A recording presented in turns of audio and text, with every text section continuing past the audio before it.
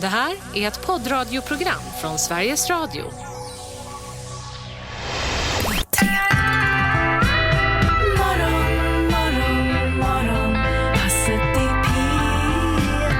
Hej!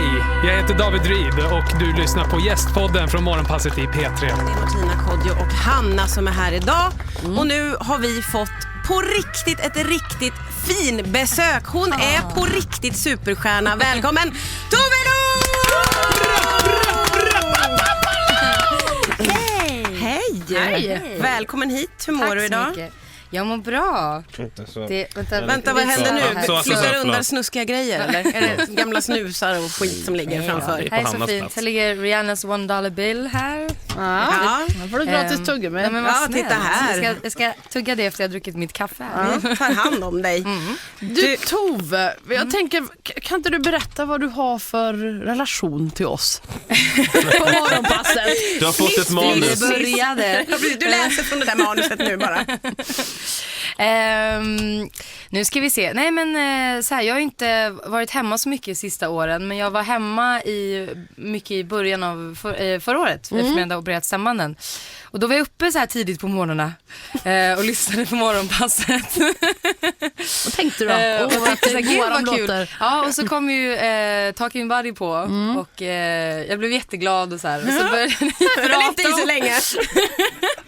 Sen började ni prata om låten och sa liksom så här, men måste hon sjunga fuck liksom? Varför gör hon det? Det var specifikt Hanna. Det var väl egentligen Hanna skulle jag säga. Men det är så här, och vet du vad? Det är helt så här, man kan känna olika där och så här, men det som gjorde mig lite arg då. Jag var så här, okej, man kanske inte gillar, men det är fine så här. Alla tycker olika. Alla behöver inte älska mina låtar, så är det ju. Men så bara, nej, men det är någon producent som bara sagt till henne att hon ska sjunga det där. Men det är ju inte hon själv. Det är ju så här för att verkligen så här sälja i USA och så här. Hanna Hellquist har en teori. Blev jag sur. Vad gjorde du då? Jag bestämde, då twittrade jag er och sa att jag skriver själv mina egna texter. Det är ingen som har sagt åt mig. Det var liksom, det var min idé att det skulle stå fuck där. Jag står för det. Då blev det ju jävla liv på relationen. En våg av starstruckness spred sig. Ja, verkligen. Det är väl vi har klart sårat Tove Lo. Nej, alltså. Nej, men jag satt väl där lite så här, i och med att jag fick ju inte prata då, så jag liksom inte. Alltså, du ringde bara. Koppla in mig. Fan, skulle du se Fabian ta emot det samtalet? Fabian, morgonpasset. En rasande Tove Lo i andra änden. Exakt. Och det Tove, hon är arg. Nej, men jag var så här, jag är helt, alltså det var helt liksom, du hade mycket kan säga, fan jag hatar den här låten, den är riktigt dålig. Det kan liksom inte bli arg. Nej, men det kan inte bli arg över. Det tycker jag liksom, alla har ju rätt till sin åsikt. Men när det var så här, det här är inte hon gjort själv, och så här, är det bara för att jag är tjej då eller så skriver inte jag med, eller det blir så här igen att man tror att det är någon kille bakom alltså. Blev arg. Jag förstår, det var ju berättigad ilska, verkligen. Men planade det ut? Speciellt när du lägger fram det sådär. Ja, jag är antifeminist. Du bara, nej. Men blev vi vänner igen sen? Ja, det blev vi absolut. Ut ja. Vi blev jättebra vänner. Sen träffades jag och Hanna på L-galan här och då blev vi ännu bättre vänner. Så, Ja, nu är vi jävligt tajta. Nu är jättetajta. Vi har bilder på varandras hundar och så här. Vi liksom, ja, men då så. Hur var det när Hanna tog kontakt med dig på L-galan? Hon har ju berättat sin version. Ja, vi hör din version här. Nu ska vi se här. Jag stod hade en liten sentimental stund med min bästa kompis som också och där bröt Hanna Hellquist.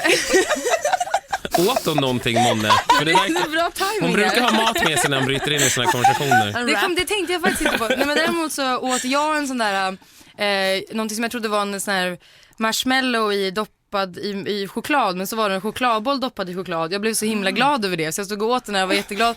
Samt som att min det fanns ju väldigt många kvar från L-galan, så det var inte så många som åt den där chokladen. Buffén det fanns att ta. Det var jättegod mat, ja, det var jättegod mat. Men så stod jag en av mina bästa vänner som heter Annie, som också stylar mig. Och så går vi prata om liksom något så här. Jag hade lite sentimental moment över då liksom hur fin jag kände mig och, så här, och att hon hade gjort mig så fin, tycker jag.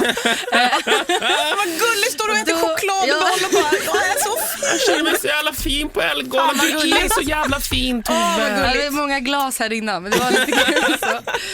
Och då kommer Hanna så här, Tove! Förlåt, men jag måste ju nu när jag har fått tag i det här. Och då, men då blev jag var väldigt glad att träffa dig också. Så var det bara så här, du måste ju komma till morgonpasset. Så ja! Så jag kommer inte ihåg exakt hur länge vi pratade, men det var en väldigt trevlig stund. Vi bytte nummer. Vi bytte nummer, gjorde vi. Du ringde mig, jag sparade det. Så var det, just det. Smsade dig så fort jag kom hem också. Glömde vi inte att komma till morgonpasset. Då svarade du inom 1 minut. Gud vad roligt. Vilket jag tänkte så här, men gud. Men gud, det är något fel här. Är hon verkligen superstjärna? Jag har suttit med mobilen så här, kanske smsa nu då. Kom igen. Snälla hör av dig. Nej, men jag undrar så här, alltså den här låten som vi ska snart komma att spela också. Du sjunger ju If you love me right, we fuck for life. Ja, men du sjunger inte bättre, du gubben. Jo, men det vet jag inte. Nej, det gör inte. Och ordet fuck är ju någonting som återkommer i många låtar. Det var därför jag tänkte att det kanske är så här, att det finns en producent som man tanke så här, nu ska det slå... Släng in det där. Kidsen gillar fucking. Nej, men det jobbiga är att man får inte ens, de får inte ens säga fuck i varken USA eller England. Så det är väldigt så här, där blir de så här varje gång de men alltså, vad fan måste du sjunga fuck igen? Och jag bara fuck. Jag tycker inte att jag borde börja censurera mig, så att det blir liksom nästan så att jag gör alltså så här. Men sen är det jag liksom jag tror att det tar, alltså för mig så är det inget laddat ord i och med att det kanske inte är på mitt eget språk heller. Jag vet inte riktigt, men jag är så där med ordet jävlar, och det tror jag också att folk tror att man använder för att man ska vara så här. Ja, visa att man vågar svära. Vara lite tuff och bryta mot reglerna. På riktigt är det liksom det bästa, tycker jag, förstärkningsordet som finns. Ja, det är bara ett ord i ditt vokabulär. Det var en jävla fest. Ja. Ja, men då fattar ju folk vad du menar. Ja. Det var så här fucking party. Fattar man också vad du menar? Do you have to say fuck? Do you have to say fuck? Could you just say it was a party, please? It was a party. Den tråkiga britten. It was a very pleasant party. Yes, exactly. Använda pleasant istället. Please. If you love me right, I'll pleasant you all night. Vi tar och lyssnar på den här nu då. Polite version.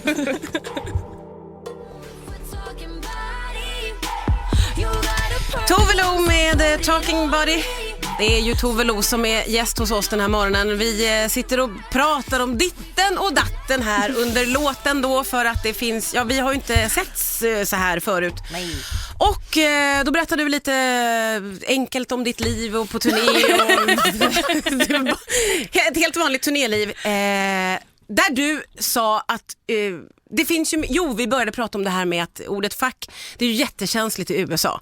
Och det liksom klipps bort från liksom låtar som spelas i radio, videor men när man står på scen då får man säga det. Ja, eller? Precis, jag får säga det så här, om jag kör min egen turné där jag är liksom huvudartisten. Jag gjorde en sån turné i oktober i USA. Då vi var på en buss och vi körde kanske 20 gig runt i hela USA. Och då får jag göra vad jag vill, för liksom, det är min för det är din show, precis. Ja. Och, men sen så körde jag under december, så åkte jag med iHeartRadio som är liksom den stationen som äger i princip alla radiostationer i hela USA. Och då gör man en arenaturné för kanske, på min ena gig var det mellan kanske 2-3 000 pers och här var det 15 000 pers. Och då kör man liksom jag ihop med massa andra artister då som Demi Lovato, Nick Jonas och Selena Gomez och alla Disney Kids och så jag. Och du, den svenska synden. Precis. I say fuck all the time. Good fucking morning to you Disney fuckers. Exakt.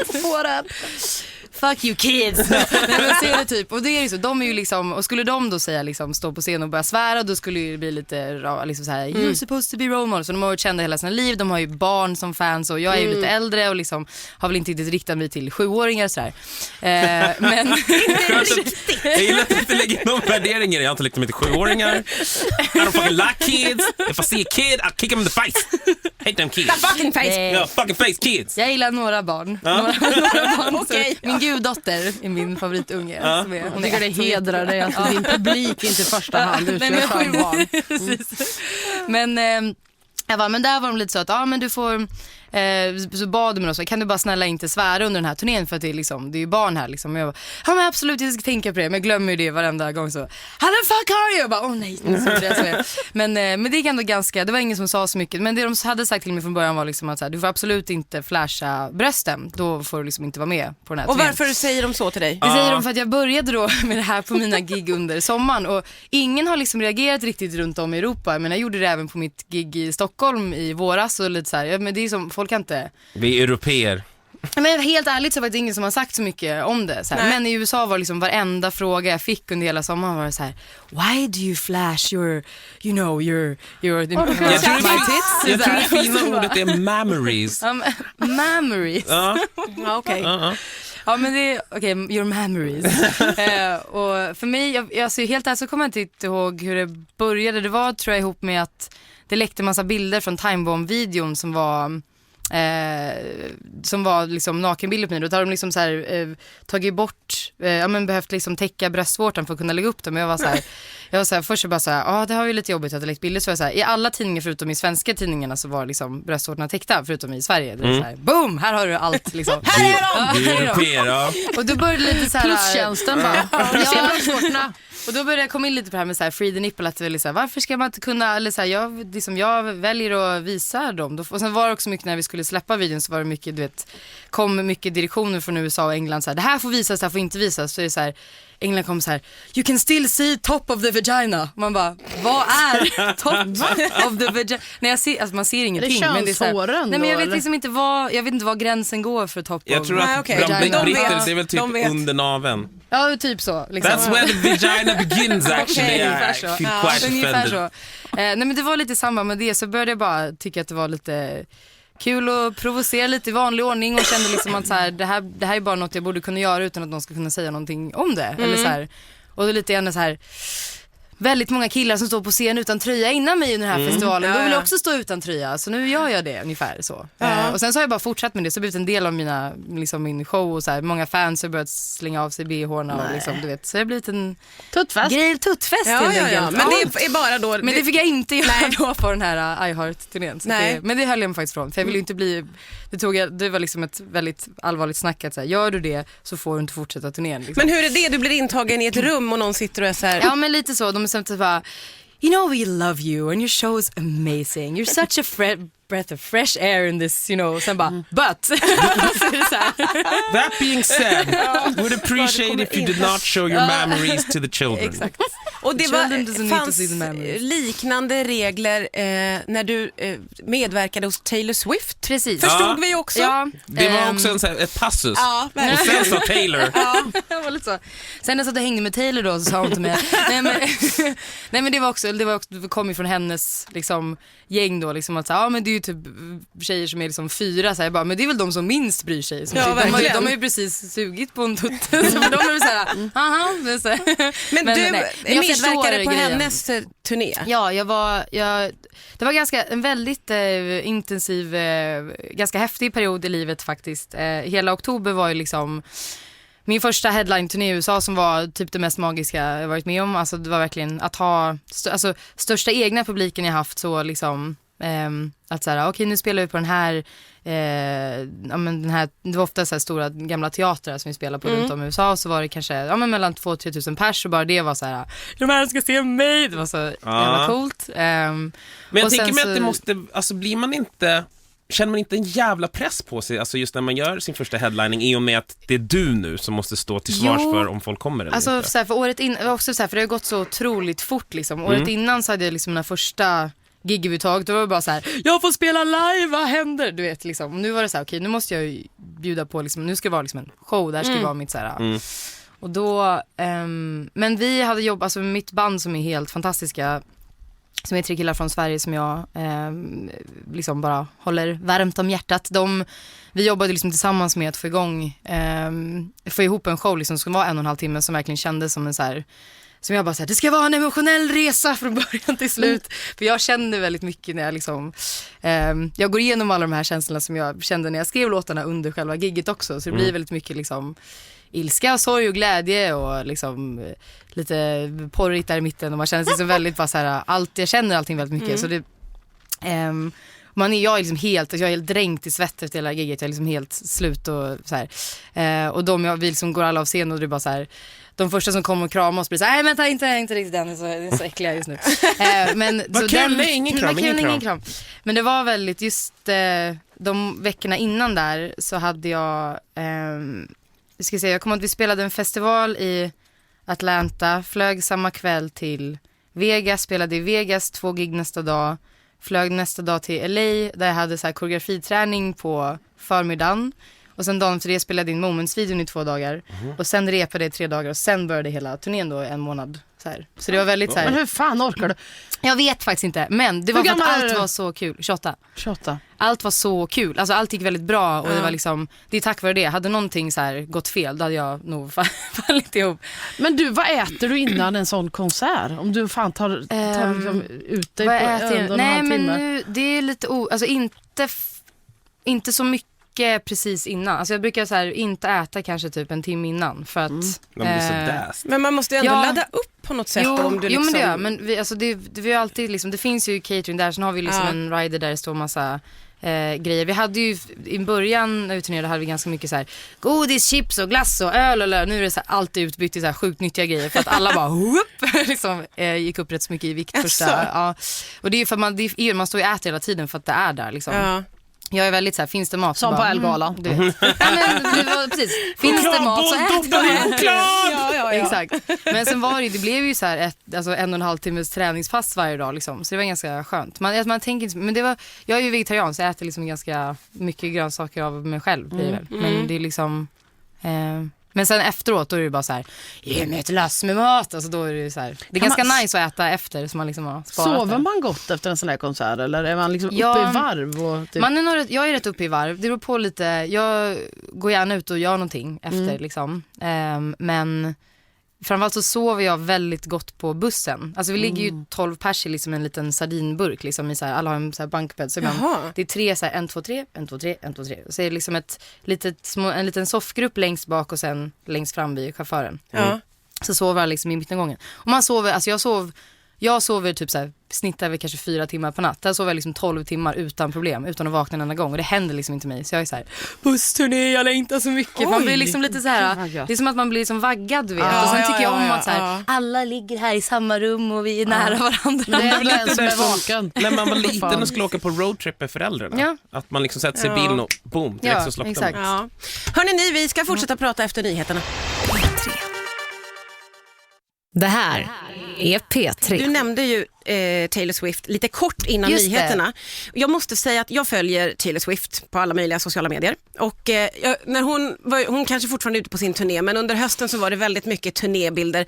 Och då bjöd hon in någon kändis, typ till varje gig verkar det som. Lisa Kudrow kom dit och sjöng Smelly Cat. Alltså det var väldigt roligt tyckte jag att följa det här. Och så plötsligt, Tove Lo dyker upp också. Jag tyckte det var stort. Ja, hur tyckte du? Ja, men det var ju en av de mäktigaste grejerna jag har gjort faktiskt. Alltså det sjuka var att jag avslutade min turné i New York 3 dagar innan. Min egen, den som jag pratade om innan, min första headline, som också var så här, det största som har hänt mig. Och så var jag liksom... So far, precis. Och så var jag så slut liksom. Jag var så trött men ändå liksom var verkligen så här, och vet, mycket hade hänt och min familj var där och min pappa fyllde 60 och de åkte med och det var så här, allt var väldigt emotionellt. Så kom vi då till Atlanta där jag skulle köra med henne, så var jag väldigt så här, och då insåg jag plötsligt så här, men gud, nu händer det här. Jag ska stå på scen med henne i ett så här stadium, det är liksom, jag bara, hur mycket människor, jag har ju inte ens någon koll så här, du vet, kommer dit och ska soundchecka och det är, och liksom, och då går vi med hennes typ 3 personer, hennes team, jag vet inte riktigt vem det var så här, men hennes entourage. Hennes entourage, så frågade jag liksom bara, men hur mycket människor? De bara, it's sold out, it's 56,000 people. Jag bara, 56 år, alltså jag blev helt, då kände jag bara så här, det var bara pirra i hela kroppen. Men blir du taggad? För jag tänker ju själv att det är som en våt dröm. Ja, så jag blev väldigt taggad. Men det var faktiskt också första gången på länge som jag blev så här riktigt, riktigt nervös. För det var också så här, jag har en låt på mig. Liksom. Och bara, tänk om jag gör fel. Du vet så här. Kommer upp så här på scenen och hör då bandet spelar och så här, hör henne stå och sjunga låten så här, långt ute på en så här lång sån här catwalk-grej då. Så står de med så här, typ 10 dansare runt sig och står och kör några så här små moves till Talking Body och står och sjunger liksom. Och jag bara, hände? Jag förstår ingenting. Så sjukt. Ja, så kom hon springande tillbaka och bara, oh my god, I'm so happy you're here. Och bara, nu kör vi. Du vet så här, we got some cool moves. Are you into dancing on stage? Och så jag bara, jag dansar väl lite, men jag flashing my tits and say fuck you. I just do my tits and that's it. That's my move. They move on their own. Men I'm a jiggle my titties and say fuck you to everybody. That's my thing. My people like that. What about your 4-year-olds? I don't know. See you later. Nej, men hon var så himla gullig och peppad och verkligen liksom fick mig att känna mig så här jättebekväm och alla i bandet var jättesnälla, alla dansare var jättegulliga. Och så började de säga, de bara okej, vi kommer börja med att så här, du kommer komma upp på golvet. Jag bara yes! Så här, livslång dröm. Det har varit en av mina stora drömmar, så här, för att komma upp på golvet liksom. Kodjo säger hon får bli flygen ner med. Ja, det är ju två andra drömmar. Och du vet ju bara så här, så var det liksom, så skulle det komma eld och fyrverkerier och jag bara så här, det här är ju liksom magiskt. Hon var bara så här. Och så repade vi lite då tillsammans. Vi gjorde några liksom, lite blocking som det heter. Så, några moves tillsammans. Blocking? Ja, vi har ingen aning. Nej, men det är lite små, när man bara liksom markerar vissa grejer i låten. Så säger man blocking tydligen. Det visste inte jag heller. Det lärde jag mig där på plats. Ja, lite blocking. Ja. I got it. Nej, men så var det ju bara så här, typ några timmar till att göra sig i ordning. Liksom, jag hade ju mitt så här, team med mig och min familj var där. Och, liksom, Vad skulle du ha på dig då? Vad skulle du ha på dig? Jag hade på mig en sån, faktiskt det som jag haft typ, som jag hade under min turné, som var en så här svart body som var väldigt låg i ryggen. Talking body eller? Talking body, precis. Förlåt. Med små silver. Snyggt. Killed it. What? Nej, men med små nitar och som skinnjacka, så gjorde de dreads på mig. Har du inga byxor? Inga byxor. Nej. Inga byxor. Eller strumpbyxor hade jag på mig. Okay. Men annars var det bara liksom som en baddräkt och så en skinnjacka över sig. Väldigt artistiskt. Väldigt artistiskt. Det är okej, så kände. Nej, men det var väldigt det var så här, jag är så här, om jag får ha så lite som på mig så jag kan röra mig, då är jag liksom nöjd så här. Ja. Men sen så var det liksom bara, du vet, jag har så ordning, vi sjöng lite för pappa. Min familj fick en tour av hela arenan liksom av Taylors pappa, för hennes föräldrar är alltid med henne. Nej. Och han visade liksom då bara, det här är så här du maximerar försäljningen av stolar. Så här, det var Max att det här är ett familjeföretag. Liksom, på riktigt, så. Men också jättegulliga och du vet väldigt liksom så här, snälla och fina liksom. Man kände verkligen så här att men, han har skyddat henne hela livet så här. Men väldigt, alltså jättefina människor verkligen. Det var liksom. Och, vadå, så dina föräldrar är kompisar med Taylor Swift föräldrar nu? Ja, nu är de det liksom. Det är ju så knasigt. Men alltså, det är jättekonstigt. Det är så knasigt. Ja. Men hur tänker dina föräldrar kring allt det här? För jag vet att min mamma, hon har varit och sett mig ett par gånger och inte kunnat uppfatta någonting. För att hon är så orolig. Att så här, för henne är det en ångestresa fram tills folk applåderar på slutet liksom. Och jag tänker, jag älskar att du jämför det med Tove. Obehindrat alltså. 56 300 pers. Du känner igen det allt. Min mamma. Nej, men jag tänker de har ju varit med sen liksom. Jag tror att de var nog mer oroliga när de kom liksom till Harry B. James i Stockholm och när jag körde mitt gamla rockband. Då var det liksom lite mer så här. Han bara, det är ju 3 pers i publiken och så de 2 och så, så här, kör vi. Du vet, så här, jag var alltid enda tjejen och var då så bara, gå av scen. Du vet, det var liksom det modet. Jag tror att de var mer oroliga då än nu. Alltså när jag tror att det här sista året, nu när de kom till New York och liksom såg den spelningen och sen också följde med till Atlanta och såg det här liksom när det var. För det var också det som var så häftigt då när hon liksom presenterade mig och jag kommer upp på golvet så har man liksom, det var så här, det är typ mina öron liksom så här, gick sönder för att de skrek så högt. Jag blev så glad. Alltså jag verkligen så här, det bara pirrade hela kroppen. Jag var verkligen så här. Men du blev alltså uppkörd där ur golvet. Med 10 dansare runt mig som så här, låg runt omkring mig och så började jag sjunga liksom och bara hör dem sjunga med liksom, jag hör knappt mig själv. Det var liksom bara, det var så fan vad häftigt. Det var så häftigt. Och din familj var där och fick se alltihopa. Jag var liksom bara så här, ja, då var de alla, vi grinade ju allihopa efteråt. Det var så här, tänk att vi är här. Ja, det var jättehäftigt. Har du syskon? Ja, en brorsa. Hur, är det storebror eller lillebror? Storebror, han är 1 år äldre. Men är det så här, favoritbarnet? Nej, alltså nej, verkligen inte. Jag tror att jag var ju svarta fåret. Jag var ju svarta fåret så himla länge. Så att nu är vi nog liksom, men nu är vi på samma nivå. Han är väldigt smart och han håller inte på med musik, men han är väldigt smart och duktig på det han gör också. Så att nu är vi liksom nu är vi båda lika älskade. Krävdes bara 56 000 pers. Mina föräldrar har alltid varit jättefina och stöttande, även om de har varit oroliga såklart. Ja. Men nu, vad gör man efter? Aha. Ja, vad gör man efter en låt? Det får vi se. Det här är P3. Vi hänger med Tove Lo den här morgonen och som man kunde misstänka så lever du ett liv som ju för de flesta är helt knasigt. Ja, det är ju för det. Mig också. Ja, jag fattar det, men det måste ju vara så pass spännande att vara i din vardag. Ja, alltså det är det är ju väldigt ofta liksom man står, och faktum är att det är väldigt så här häftigt att få uppleva det med folk som har varit med mig från början, så att det är så här, man kan stå och vara lite så här, vad är det som händer? Du vet, man blir lite liksom, och framförallt så är ju det ganska häftigt att man liksom, jag vet inte, jag har träffat väldigt mycket människor som jag ser upp till och liksom att, men så här, och få liksom se, även för oavsett om till exempel då när jag liksom spelar med Taylor, även om jag kanske så här, det är klart att min nya dröm blev så här, jag vill också spela för 56 000 människor, du vet så här. Ja, det är klart. Och så tänker man så här, men bara att få ha sett, varit en del av det är så sjukt jävla stort liksom. Ja. Och oavsett vad som händer för mig i fortsättningen liksom. Ja. Det är så här, så att jag har redan varit med om så mycket saker som jag bara, jag kan leva på det här ganska länge. Att liksom jag har skapat de här minnena så här. Men det är många Men stora jag frågade ju såklart om du hade Taylor Swifts nummer. Det hade du. Du hade varit på fest hemma hos henne. Berätta allt, skrek vi. Och du bara, jag kan inte. Jag har skrivit på såna tystnadspliktspapper. Ja. Vi hade Steve Angelo här i måndags och då frågade vi honom såna här privata spelningar som han har gjort.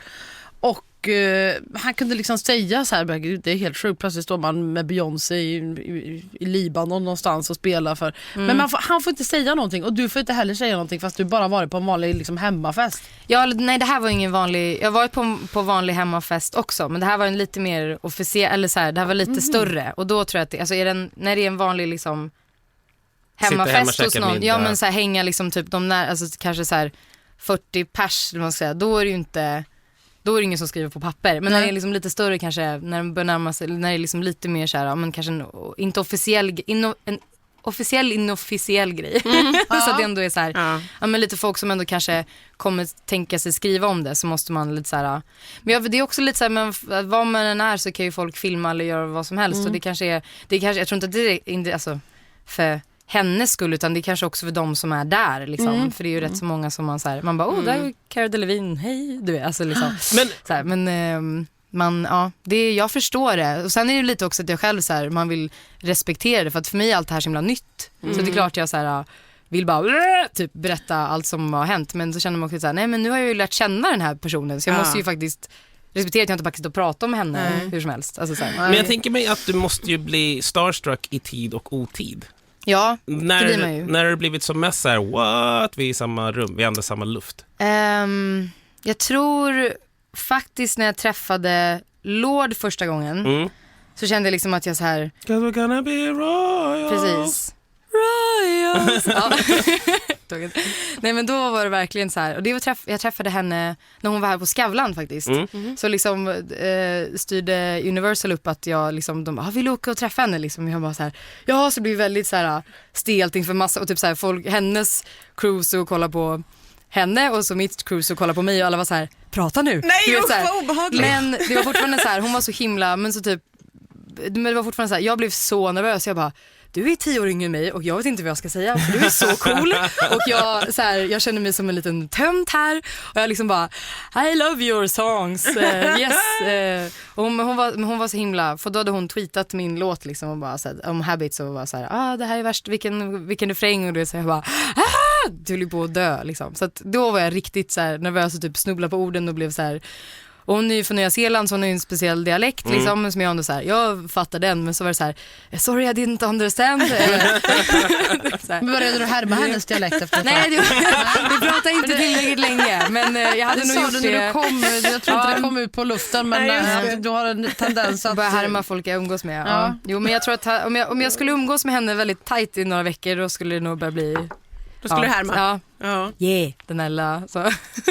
Men du bor inte i LA. Nej. Har du det är gjort? inte. Men du har gjort det. Nej, jag har däremot, alltså jag har bott där liksom, när jag var låtskrivare så var det typ 3 månader i sträck, och sen drog jag lite sådär, åkte dit och åkte hem så. Men jag har aldrig bott, jag har alltid haft en liksom, min lägenhet i Stockholm. Okej. Jag följer en del folk på Insta som de åker iväg och så är de ganska mycket i LA. Det verkar så jävla mysigt, och det verkar så vara så mycket svenskar som liksom hänger runt där vid olika pooler, och man blir helt... Det är liksom...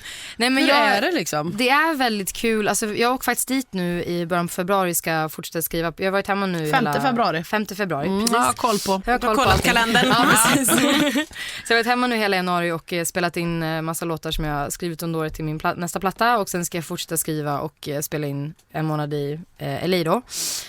Och det är väldigt kul att åka dit just för att nu har man liksom, det är ett ganska stort kompisgäng där nu. Liksom. Det är väldigt så här, man blir ju ganska så här, åker och hänger med bara svenskarna. Men det är någonting också att alla är så, det är lite så här, hej, alla liksom lever upp lite. Men vilka hänger du med där då? Jag hänger med, vi kan ska säga Ali och Ilja. Name drop. Ali och Ilja som är 2 producenter som jag jobbade mycket. De som jag åker med som är Ludde och Jakob, mina producenter som jag skriver mycket med. När Rebecca och Fiona är där brukar vi hänga. Tim Erum som gjorde Moments-videon med jättegrym. Ellie Elefant, Erik Hassle har varit där mycket. Hur är det med Erik Hassle? Han är så gullig. Han öppnade ju för mig på min turné i USA nu i oktober. Så vi hade väldigt många roliga kvällar. Han är så jävla fin och grym. Ja, han är jävligt gullig. Fantastisk alltså. Sjunger som ingen annan. Ja.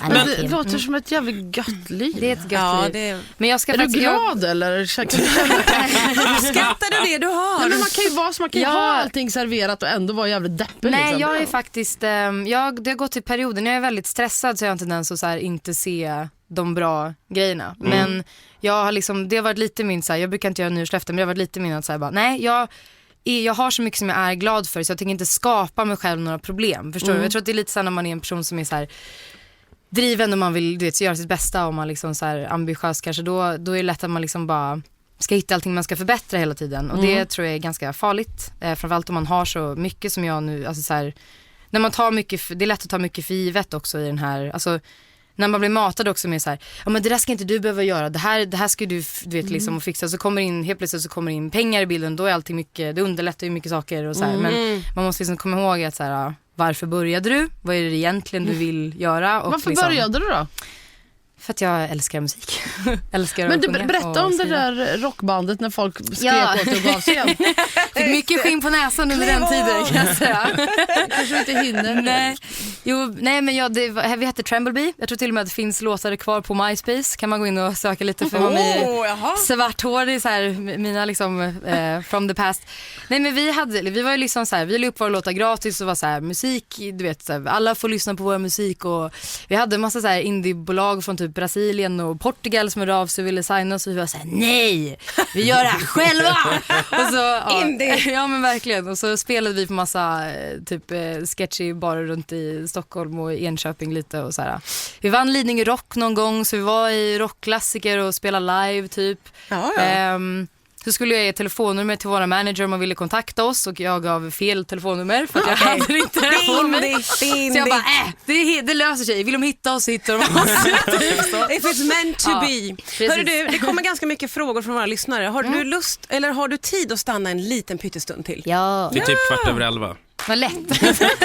Det här är P3. Det är många som hör av sig till programmet. Vad roligt. Som Lotta Strandberg som skriver, trodde inte det gick att gilla Tove Lo mer. Men jo då! Ja men vad gulligt. Det var ingen fråga, det var bara en liten sån heja glad heja. jag blir. Men det kommer frågor också. Stefan Valerius har skrivit på Facebook. Hej, Tove är grym. Jag vill veta hur det kommer sig att hon är med på Coldplay senaste platta. Ja, det var också en liten så här nypa mig i armen situation. För att då får jag får ett mail bara en vanlig dag där det står så här: hej, eller hi Tove, this is Chris Martin from the British band Coldplay. Va? Jag bara, nej. Sure it is. Ja men så här, jag bara, ja men det här är ju fake liksom och bara, ja men vi har en låt som vi jättegärna skulle vilja att du var med och sjöng på, eller på en platta, vi älskar det du gör, bla, och jag var så här, nej men det här, så var det så här, ja men typ du kan väl svara på det här är mitt telefonnummer och så här, jag bara svarar liksom bara, hello Chris, I know who you are, I'm not sure I believe this, but if it's you, så här, give me a call, och skriver jag mitt nummer då. Jag var i USA då så jag bara, här mitt amerikanska nummer. Exakt så här vi reagerade när José González Jag tror inte det är sant. Kontrollfråga. Kontrollfråga, precis. 2 dagar senare så ringer det upp min mobil och så här, något nummer så jag bara svarar så bara, oh hello Tove, this is Chris Martin from Coldplay. Jag bara, lägg av! Så här. Jag bara, really? Jag bara, can we FaceTime so I can tell that it's you? Han bara, oh you sure do you want to? Jag bara, no, I believe you, I recognize your voice. Så pratade vi då och sa något, bara, nej men vi har en låt som heter låten var liksom redan skriven och klar. I vanliga fall har jag liksom lite min regel att säga, nej jag sjunger inte någonting jag inte har skrivit själv.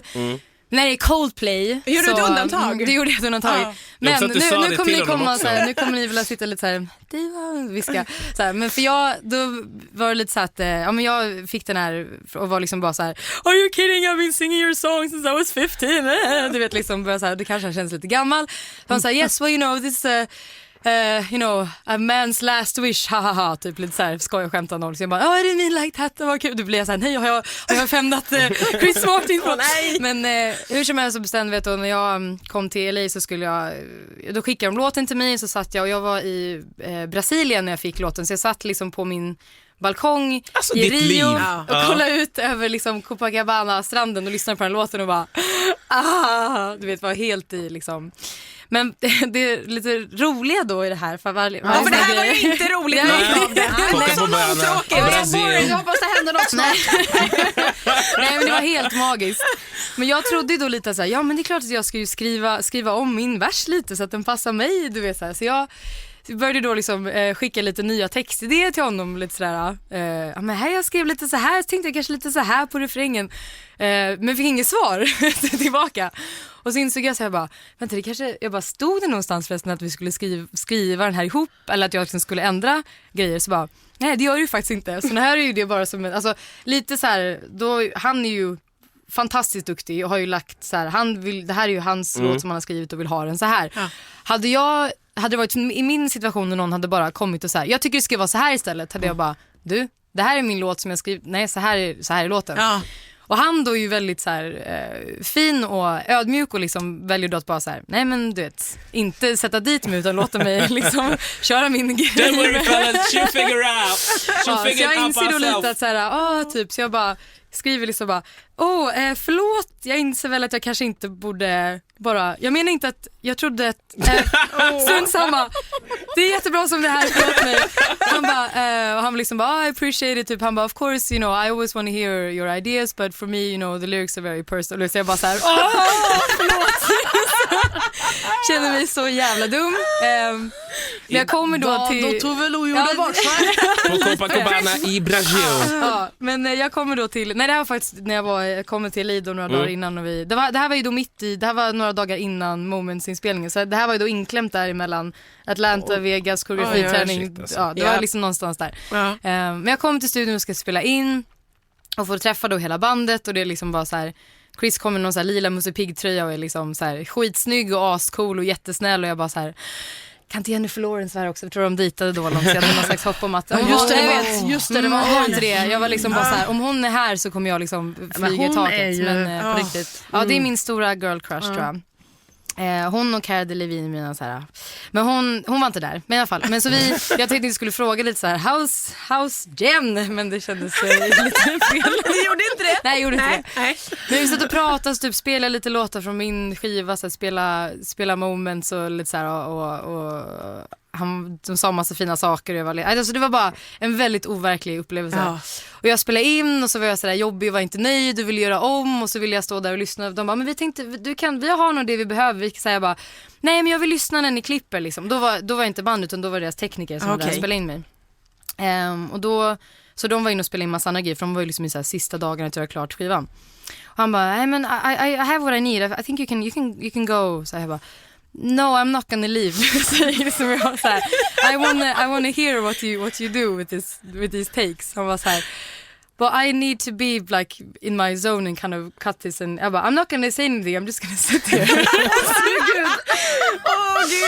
För att jag liksom bara, jag måste få höra, men så till slut så körde de liksom lite iväg mig. Jag var så här, okej då, jag går typ.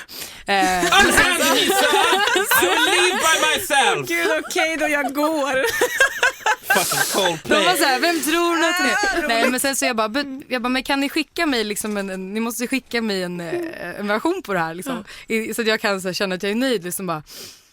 Ja, nej men vi kan ringa och spela det över telefonen. Jag bara, Ja men det går bra så här. Och så ringer de inte på kvällen, så nästa dag så bara, kan du komma in igen och lägga liksom lite mer? Jag bara, ja men gärna, för jag var så här, jag är inte riktigt nöjd. Så så var de ju schyssta liksom så här, men kom tillbaka in och så här, gör om det lite. För jag var så himla nervös när jag spelade in det. Och det var så här, det är ganska annat röstläge för mig, jag sjunger ganska ljust och det blev det här jättelång utläggning. Ta din tid! Nej men så det var verkligen liksom, men jag kände verkligen att jag vill göra bra ifrån mig, jag vill att det ska bli bra.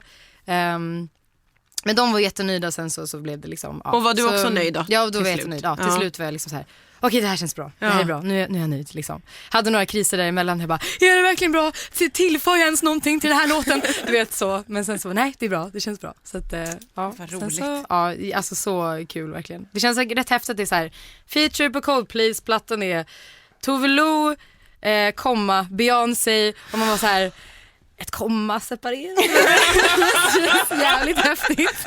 Det är praktiskt taget vänner. Ja men typ så bara, Det är hej så. Beyoncé. Nej, riktigt häftigt. Då var jag verkligen så här, ja, också Har du träffat henne då? Det har jag inte gjort. Då kommer jag vara starstruck. Då kommer jag inte veta vad jag ska säga. Gud.